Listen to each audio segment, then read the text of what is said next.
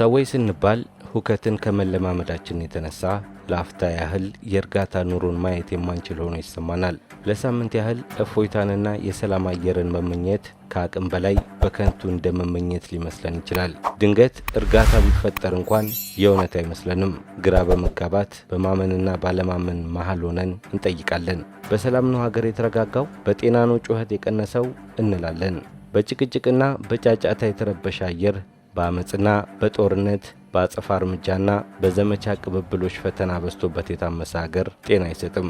ምንም አይነት ሁከት ቢፈጠር ይሄ ሊሆን አይችልም፣ ይሄ አይደረግም ብለን አንገረምም። በእርግጥ መደንገጣችን አይቀርም። ምናልባትም ትንሽ ሊገርመን ይችላል። ነገር ግን ብንደነግጥና ቢገርመን ለዕለቱ ብቻ ነው። ለአንድ ቀን ገና በአዲስነቱ ጉድ ነው እንል ይሆናል። በማግስቱ ግን እንለምደዋለን። ሌላ አዲስ የጩኸት ውካታ፣ ሌላ አዲስ የኳኳታና የጋጋታ ረብሻ ነገር እስኪፈጠር ድረስ ከእስከዛሬዎቹ ጋር እንተዋወቃለን፣ እንለማመዳለን። መደነቅ እየተውን ማጋነኛና ማዳነቂያ ለመፍጠር ላይታችን እንደክማለን። የዘወትሮቹና ነባሮቹ ግርግሮች አልበቃ ብለው በሚል ስሜት ከተማረርን ገና ግርግርን አልተላመድንም ማለት ነው። ሙሉ ለሙሉ አልተዋሃድንም ማለት ነው። ሁሉንም ባይሆን ግን ብዙዎቹን ተላምድናል።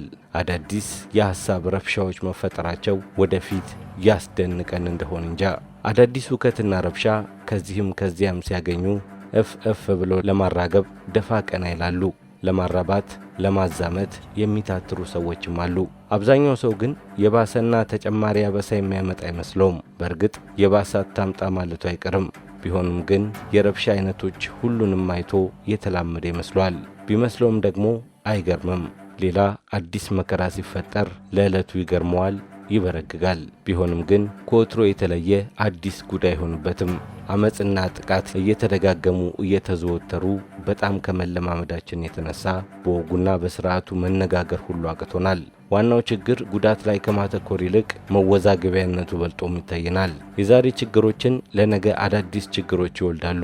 ትንሽ የሰላም መንፈስና የእርጋታ ስሜት ካየን የተለመደው የህይወት እንቅስቃሴያችን በሙሉ ደንዝዞ የቀረ ሞተሩ የተነቀለ ትንፋሹ የተቋረጠ ይመስለናል።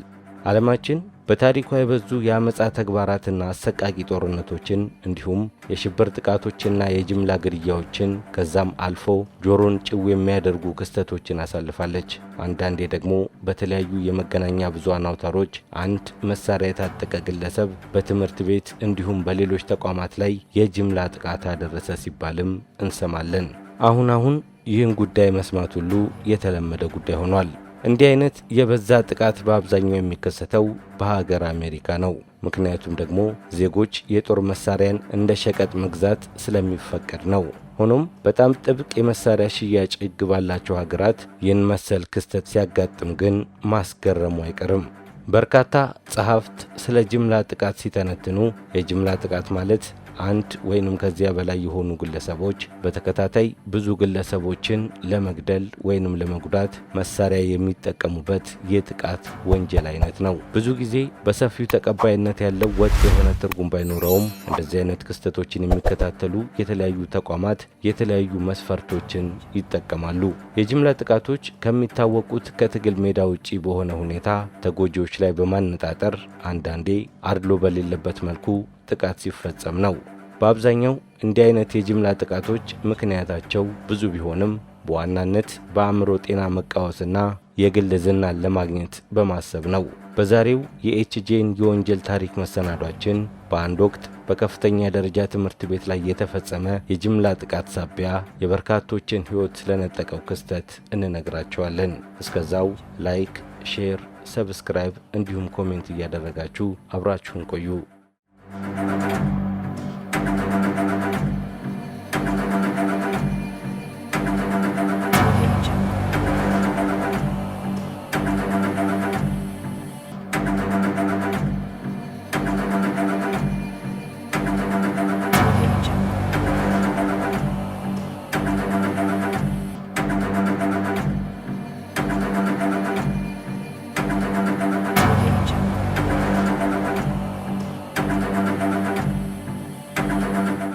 በሰሜኑ የአውሮፓ ክፍል የምትገኘው ፊንላንድ በበርካታ ውብ የተፈጥሮና ሰው ሰራሽ መስህቦቿ ትታወቃለች። በደቡባዊ የሀገሪቱ ክፍል የምትገኘው ዋና ከተማዋ ሄልሲንኪ ጥንታዊ የኪነ ህንጻ ጥበብን ከዘመናዊው ጋር አዋህዳ የምትገኝ ከተማ ናት። 5300 ነዋሪዎች ብቻ የሚኖሩባት ቱስላ ከሄልሲንኪ በስተሰሜን 30 ኪሎ ሜትር ወይንም 18.6 ማይል ርቀት ላይ የምትገኝ ሲሆን በውስጧም በርካታ ተቋማቶች ይገኛሉ። ከነዚህ ተቋማት መካከል ደግሞ የጆኬላ ሁለተኛ ደረጃ ትምህርት ቤት ይገኝበታል። በጆኬላ ሁለተኛ ደረጃ ትምህርት ቤት ውስጥ 8 ሰዎች በአቅራቢያው በሚገኙ ኮሪደሮች ውስጥ ሞተው ተገኙ። የፊንላንድ ፖሊስ ባደረገው ምርመራ አንድ ጎረምሳ ታጣቂ ስሙም ፔካ ኤሪክ አውቪን የተባለ ጎስቋላ ትዕቢተኛና ራስ ወዳድ የሆነ ሰው የሰው ዘር ላይ ከፍተኛ ጥላቻና ንቀት የነበረው ግለሰብ በ22 ካሊበር ሽጉጥ ጥቃቱን እንደፈጸመ ገለጹ። ከጥቃቱ በፊት ጽንፈኛ የዓለም እይታን በማስተላለፍ አመለካከቶቹን በበይነ መረብ አሰራጭቷል። ራሱን ስተርምጌስት 89 ብሎ የሚጠራው ባለነጭ ጸጉሩ ወጣት አውቪን የቻርልስ ዳርዊን ንድፈ ሐሳብ የሆነው ናቹራል ሴሌክሽን ማኒፌስቶ አራማጅ ከመሆኑም በላይ የናዚ አገዛዝ ቀንደኛ አድናቂ ነው። እኔ እንደ ተፈጥሮ መራጭነቴ ብቁ እንዳልሆኑ የሚሰማኝንና የተፈጥሮ ምርጫን የማያሟሉ የሰው ዘርን አጠፋለሁ በሚለው አባባሉ ይታወቃል። ሲበዛ እብሪተኛና ራስ ወዳድ ነው። ፒካ ኤሪክ አውቪን። ፒካ ኤሪክ አውቪን እንደ አውሮፓውያን አቆጣጠር ሰኔ 4 ቀን 1989 በሀገረ ፊንላንድ ከአባቱ ከአቶ ኢስሞ አውቪን እንዲሁም ከእናቱ ከሚካላ ቪዮሪ ተወለደ። ይህ ሕፃን በወላጆቹ ጭንቅላት ውስጥ እንደ ማንኛውም ሕፃን የቤተሰቡ ተስፋ ከመሆን አልፎ ለሀገሩ ትልቅ ኩራት እንደሚሆን ነበር የሚታሰበው። ነገር ግን የልጅነት ባህሪው ሲበዛ ጭምትና ቁጥብ ሆኖ አረፈው። ይህ ባህሪው እያደገ መጥቶ ለብቸኝነት አለፍ ሲልም ለጭንቀትና ለድብርት ዳርጎታል። ለአንዳንድ ሰዎች ብዙ ጊዜ ራሱን ከሌሎች ሰዎች ሲያገልና ሲሸማቀቅ ለሚያዩት እንደ አይናፋር ተማሪ ነበር ይቆጠር የነበረው። ሆኖም በተመሳሳይ ጊዜ አውቪን በተደጋጋሚ የነውጠኝነት ባህሪውን ያንጸባርቃል። ከግድያው በፊት አውቪን ምንም አይነት የወንጀል ሪከርድ እንደሌለው የፖሊስ መዝገብ ያረጋግጣል። የፊንላንድ ብሔራዊ የምርመራ ቢሮ እንደገለጸው ከሆነ አውቪን በትምህርት ቤት ውስጥ በቀለም አቀባበሉ የተሻለና የላቀ ውጤት ያስመዘገበ ሲሆን ከተኩስ ጥቃቱ ክስተት በፊት በሚቀጥለው የጸደይ ወቅት ተመራቂ ተማሪ ነበር። በርካታ ተማሪዎች በባህሪው ላይ የተመለከቱት ድንገተኛ ለውጦች አስደንጋጭ እንደሆነ ይገልጻሉ። አንዳንዴም ዛቻም ይፈጽምባቸዋል። በነጭ አብዮት እንደሚሞቱም ቃል በቃል ደጋግሞ ይነግራቸዋል። ከመምህራኑ አንዱ እንደገለጸው አውቪን የጽንፍ አመለካከት እንቅስቃሴዎች ላይ ከፍተኛ ፍላጎት የነበረው ታጣቂ አክራሪ ነበር ይላል። እንደ አውሮፓውያን አቆጣጠር በታህሳስ ወር ከ2006 እስከ ጃንዋሪ 2007 ባለው ጊዜ ውስጥ ሁለቱም የአውቪን ወላጆች ለጭንቀቱ የተወሰነ እርዳታ ለማግኘት ወደ አእምሮ ሕክምና የተመላላሽ ክሊኒክ ይዘውት በመሄድ ሊረዱት ሞክረዋል። ነገር ግን ባሳየው ባህሪ ሳቢያ በሆስፒታሉ ተኝቶ ከመታከም ይልቅ በአማራጭነት የተወሰደው የጸረ ጭንቀት ኪኒንን ሰጥተውት ወደ ቤቱ መሸኘት ነበር። አውቪን ድብቅ በሆነ ማንነትና ስም የተለያዩ የኦንላይን አካውንቶችን እንዲሁም በዋናነት በስተርንጌስት 89 እና ናቹራል ሴሌክተር 89 በተሰኙ ሁለት የዩቲዩብ ጣቢያዎቹ የተለያዩ የትምህርት ቤት ተኩስ ቪዲዮዎችን እንደ የኮሎምቢያ ሁለተኛ ደረጃ ትምህርት ቤት እልቂት፣ በ2003 በኢራቅ ወረራ ወቅት የነበረ የቦምብ ፍንዳታ፣ በቶኪዮ ዋኮ የምድር ባቡር ላይ የተፈጸመ ጥቃትን እንዲሁም የኢአማንያን ቪዲዮዎችን በተደጋጋሚ ይለጥፍ ነበር። ከዚህ በተጨማሪም ቀንደኛ የማህበራዊ ዳርዊኒዝም ደጋፊም ነበር። እንደ አውሮፓውያን አቆጣጠር በኦክቶበር 8 2007 ፌንቡለስ በተባለ በዩቲዩብ ቻናል የተሰራ ቪዲዮ ርዕሱ ለልጃችን የሚል ቪዲዮ ተጫነ። በቪዲዮ ላይ አንድ ሰው ከተጠቂዎቹ አንዱ እንደሆነ ሊገመት የሚችል የተለመደ የሚመስል ልጅን ያሳያል።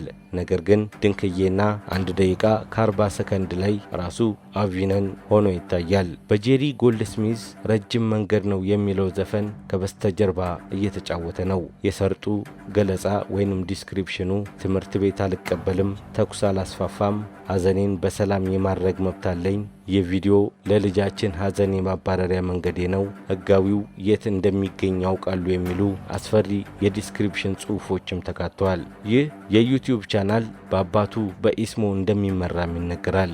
እልቂቱ ከመድረሱ በፊት ባሉት ወራት ውስጥ በአሜሪካዊው ዩቲዩበር ቶማስ ጄምስ ኪርክ የተከፈተ ዘ አሜዚንግ ኤቲስት የተሰኘ የዩቲዩብ ጣቢያ አቪንን ጨምሮ የትምህርት ቤት ጥቃቶችን በተመለከተ ተከታታይ ይዘትን የሚለቁ የዩቲዩብ ጣቢያዎች ላይ ባለስልጣናት አስፈላጊውን ማጣራት እንዲያደርጉበት አሳስቦ ነበር። ነገር ግን ማንም ከዕቁብ የቆጠረው የለም። ይባስ ብሎ ይህንን የዩቲዩብ ይዘት በሚደግፉና በሚቃወሙ ሰዎች መካከል የጦፈ ግጭት ተፈጠረ። አንዳንዶች እንዲህ አይነት ይዘቶች ማህበረሰብን ላላስፈላጊ ፍርሃት የሚዳርጉ ናቸው የሚል መከራከሪያን ያቀርባሉ። በተመሳሳይ ጊዜ አቪን በፊኒሽና በእንግሊዝኛ ቋንቋ ማኒፌስቶ በመጻፍና በመስመር ላይ በመለጠፍ መሳሪያ ለመያዝ ፈቃድ በማግኘቱና ሽጉጥና በርካታ ጥይቶችን በመግዛት ለተኩስ ዝግጅት ማድረግ ጀመረ። እንደ አውሮፓውያን አቆጣጠር በኖቬምበር 5 2007 አቪን ዱር ቤቴ ብሎ ወደ ጫካ ገባ። እናም ኢላማ ልምምድ ሲያደርግ የሚያሳዩ ምስሎችንና ቪዲዮዎችን በዩቲዩብ ላይ ለጠፈ። እልቂቱ ከመከሰቱ በፊት በነበረው ምሽት አቪን ለወላጆቹ የስንብት መልእክትን ጨምሮ በርካታ የጽሑፍ መልእክቶችን አሰፈረ።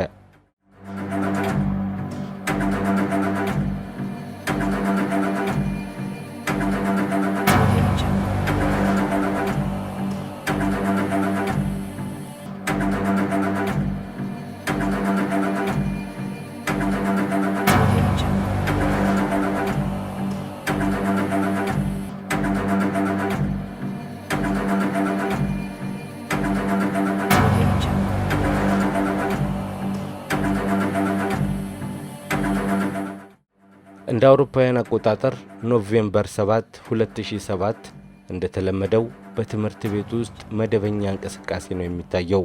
አቪን በትምህርት ቤቱ ቅጥር ግቢ ውስጥ የመጀመሪያው ክፍለ ጊዜ አልታየም። እናም በምትኩ በዚያ ሰዓት በበይነ መረብ ላይ ተቀምጦ የዩቲዩብ ስራውን እየሰራ ነው። ሰዓቱ ከጠዋቱ 3 ሰዓት ከ33 ደቂቃ ላይ ያመላክታል። አቪን ሽጉጡን ወደ ካሜራ እያመላከተ ቀይ በቀይ በሆነ ምስል አጅቦ የጆኬላ ሁለተኛ ደረጃ ትምህርት ቤትን የሚያሳይ ቪዲዮ በዩቲዩብ ላይ ለጠፈ። ከጠዋቱ 5 ሰዓት ገደማ ቪዲዮውን አስተካክሎ ለትምህርት ቤቱ ማህበረሰብ አንድ መልእክት ላከ። በዚህ ቀን ታሪክ ተሰራ ነበር የሚለው መልእክቱ። ነገር ግን ማንም ከቁም ነገር አልቆጠረውም። ስለሆነም መጥፎ ነገር ይከሰታል ብሎ የጠረጠረ አልነበረም። ሰዓቱ ከረፋዱ 5 ሰዓት ከ28 ደቂቃ ላይ አቪን ኮምፒውተሩን ዘግቶ በብስክሌት ወደ ትምህርት ቤቱ አመራ። ረፋድ 5 ሰዓት ከ37 ደቂቃ ላይ ትምህርት ቤቱ ደረሰ። እንደ ወትሮ ሁሉ ተማሪዎች በየኮሪደሩ ላይ ቆመው የራሳቸውን ወሬ ያወጋሉ። ከፊሎቹ በክፍላቸው ሆነው ትምህርታቸውን እየተከታተሉ ነው። ጥቂቶቹ በየጥጋጥጉና በየሜዳው ተቀምጠው እየተጨዋወቱ ነው። አቪን ከትምህርት ቤቱ መመገቢያ ክፍል በታች ባለው በር በኩል ወደ ምድር ቤት ገባ። አሁን ሁሉንም ነገሮች ዝግጁ አድርጓል። በጥይት የተሞላውን ሽጉጡን አስተካክሎ እንዴት እንደሚጀምር ከራሱ ጋር እየተመካከረ ነው። በኋላም ከቀኑ 5 ሰዓት ከ42 ደቂቃ ላይ አቪን የከፍተኛ ሁለተኛ ደረጃ ተማሪን በጥይት መትቶ ጣለው። የእልቂቱ ምዕራፍ በይፋ መጀመሩ መሆኑ ነው። ከዚህ በኋላ በህንፃው የመሬት ወለል ኮሪደር ላይ ወደ መጸዳጃ ቤት መሄድ ጀመረ። ብዙ ተማሪዎች ምን እየተፈጠረ እንዳለ ግራ በተጋባ ስሜት ውስጥ ሆነው ላይታች መሯሯጥ ጀመሩ። ሌሎች ደግሞ ከኢአርሲ የእርዳታ ጥሪ መስመር ለመደወል ሞክረዋል። ይህ ሁሉ ሲሆን ግን አቪን ሌሎች 2 ተማሪዎችን ተኩሶ ገደለ። የትምህርት ቤቱ ነርስ ሲርኪካ ካርካካ በትምህርት ቤት ውስጥ የታጠቀ ግለሰብ በከፈተው ጥቃት ተማሪዎች በጥይት መመታታቸውን ስታውቅ ወደ ኢአርሲ ከመደወሏ በፊት ተማሪዎቹ ህንፃውን ለቀው እንዲወጡና ከጥቃቱ ባለ በሌለ ኃይላቸው እንዲያመልጡ በከፍተኛ ጩኸት እየተናገረ ሳለ አቪን ትኩረቱን ሙሉ በሙሉ በሷ ላይ ያደረገ። ነገር ግን ከዛ በፊት 4ኛ ተማሪን ተኩሶ ገድሏል። በመቀጠልም የሽጉጡን አፈሙዝ ወደ ነርሷ ሲርካካ ላይ ያነጣጠረ። ከዛም ያለምንም ርህራሄ ተኩሶ ጣላት። ከዚህ በኋላ ፍጹም ከቁጥጥር ውጪ በሆነ መንገድ አቪን ሌላ 5ኛ ተማሪን በጥይት ተኩሶ ገደለ። ነገሮች ሁሉ በቅጽበት መከናወናቸውን ቀጥሏል። ከረፋዱ 5 ሰዓት ከ42 ደቂቃ ላይ የተጀመረው ጥቃት በ4 ደቂቃዎች ውስጥ ተባብሶ ቀጥሎ እስከ 5 ሰዓት ከ46 ደቂቃ ብቻ 6 ሰዎችን ሕይወት ነጠቀ። አንድ ተማሪ በፍጥነት በትምህርት ቤቱ ውስጥ ታጣቂ እንዳለ ለማሳወቅ ወደ ምክትል ዋና ርዕሰ መምህር ቢሮ እየከነፈ ሄደ።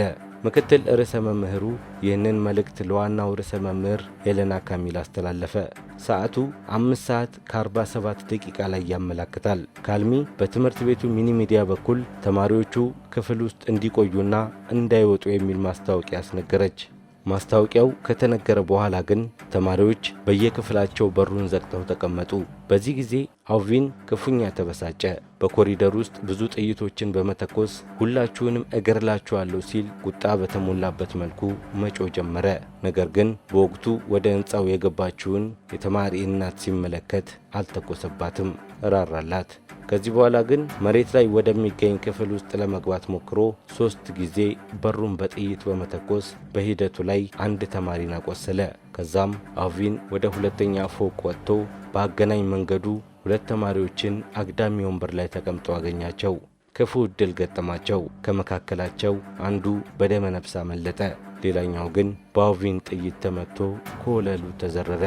በአንድ ወቅት አልቪን በኮሪደሩ ግድግዳ ላይ ተቀጣጣይ ፈሳሽ ነገር በመርጨት በክብሪት ለማቀጣጠል ሞክሮ ነገር ግን አልተሳካለትም። ከተሞከረው ቃጠሎ በኋላ አልቪን ከትምህርት ቤቱ መመገቢያ ፊት ለፊት ወዳለው ኮሪደር ወርዶ ለመግባት ተደጋጋሚ ሙከራ አደረገ። ነገር ግን በሮቹ ጥርቅም ተደርገው ስለተዘጉ መግባት አልቻለም። በምላሹ በሮቹ ላይ የተኩስ እሩምታ አወረደባቸው።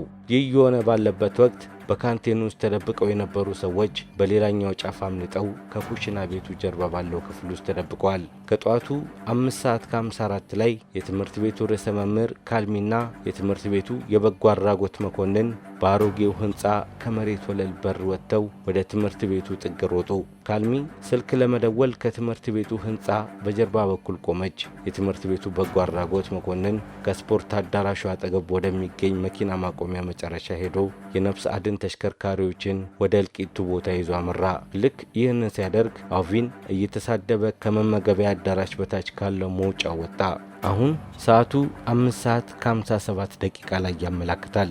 አልቪን እንደ እብድ ሆኖ ላይታች ይራወጣል። የትምህርት ቤቱ ርዕሰ መምህር ሄለና ካሚል ለፖሊስ ስልክ ደውላ በመጠባበቅ ላይ እያለች በድንገት ግን ከአልቪን ጋር ፊት ለፊት ተገናኙ። ጣረሙት የተመለከተች ይመስል ደንዝዛ ቀረች። ሽጉጡን በጭንቅላቷ ላይ አነጣጥሮ 7 ጊዜ ተኮሰባት። አሰቃቂ በሆነ መንገድ በቅጽበት ሕይወቱ አለፈ። በኋላም እንደገና ወደ ትምህርት ቤቱ ገባና ወደ 1ኛ ፎቅ ወጣ። ወደ ትምህርት ቤቱ ፋካልቲ ክፍል ለመግባት ቢሞክርም አልተሳካለትም። ከዚያም ወደ አጠቃላይ ትምህርት ቤት ክፍል በመሄድ በተከፈተው በር ገባ። እዚያ እያለ አልቪን ሽጉጡን ወደ ተማሪዎቹ ጠቁሞ አብዮት እየተካሄደ እንዳለ ነገራቸው። እናም ነገሮችን መስበር እንዲጀምሩ አዘዛቸው። ተማሪዎቹ እምቢ ሲሉት አልቪን በክፍል ውስጥ ያለው መስኮት ላይ በመተኮስ ተማሪዎቹ ላይ ምንም አይነት ጥይት ሳይተኩስ ክፍሉን ለቆ ወጣ።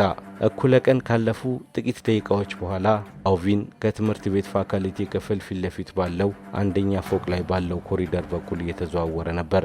ይህ በእንዲህ እንዳለ የመጀመሪያው የፖሊስ አባላትና አምቡላንሶች ተከታትለው ከትምህርት ቤቱ ቅጥር ደረሱ። ፈላስፋውና ነውጠኛው ነፍሰ ገዳይ አልቪን ይህንን ሲመለከት በመስኮቱ በኩል ወደ ፖሊሶቹ መተኮስ ጀመረ። ፖሊሶቹም በመጡበት መኪና ስር መሸሸግ ጀመሩ። ይህ ሲሆን በመግቢያው በር አካባቢ ቆሞ ወደ እሱ ለመቅረብ የሞከሩትን ፖሊሶች 2 ጥይት በመተኮስ ወደ ኋላ እንዲያፈገፍጉ አደረጋቸው። ልክ 6 ሰዓት ከ04 ደቂቃ ላይ የፖሊስ ቡድን አባላት ሽጉጡን እንዲጥልና እጁን እንዲሰጥ ትዕዛዝ አስተላለፉ። እሱ ግን እስከ መጨረሻው ለመፋለም ወሰነ። ምናልባት የተሳሳተ ውሳኔ ሳይሆን አይቀርም። በሽጉጡ ውስጥ የቀሩት ጥይቶች አነስተኛ ናቸው። ከዚህ በኋላ ከካንቲኑ አጠገብ ወዳለው መጸዳጃ ቤት አመራ። አልቪን በመጸዳጃ ቤት ውስጥ እያለ ራሱን በጥይት ተኩሶ መታ። ነገር ግን በሕይወት ተረፈ። ከ2 ሰዓት በኋላ በፖሊስ አባላት በተደረገ ፍተሻ ተገኝቶ ወደ ሄልሲንኪ ዩኒቨርሲቲ ማዕከላዊ ሆስፒታል ተዛውሮ ማምሻውን ሕክምና ሲደረግለት ቆይቶ ምሽት 4 ሰዓት ከ15 ደቂቃ ላይ ሕይወቱ አለፈች።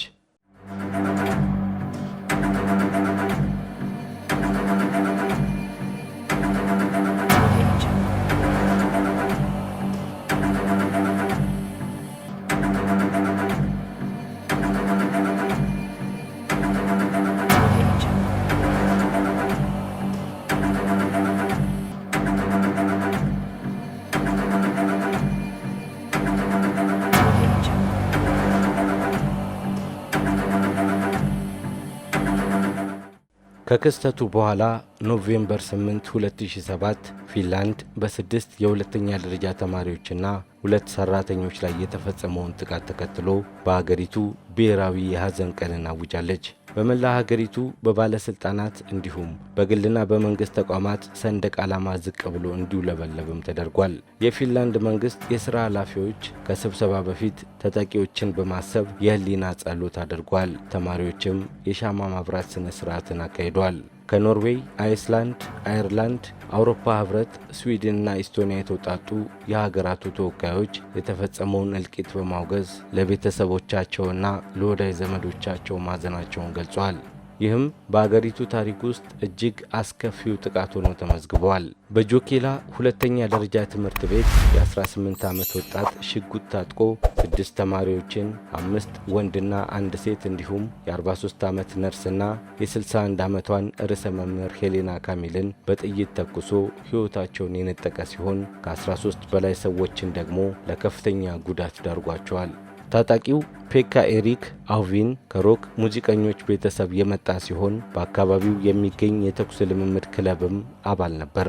ፖሊስ በወቅቱ በሰጠው ጋዜጣዊ መግለጫ ላይ እንደገለጸው የእሱ ዓላማና የተኩስ ልውውጥ ቅደም ተከተል አሁንም ድረስ ግልጽ አይደለም። ታጣቂው በትምህርት ቤት ጉልበተኛ የነበረ፣ በማህበራዊ ደረጃው የተገለለ ነበር ሲል አሶሺየትድ ፕሬስ የፖሊስ ከፍተኛ ባለስልጣንን ጠቅሶ ዘግቧል።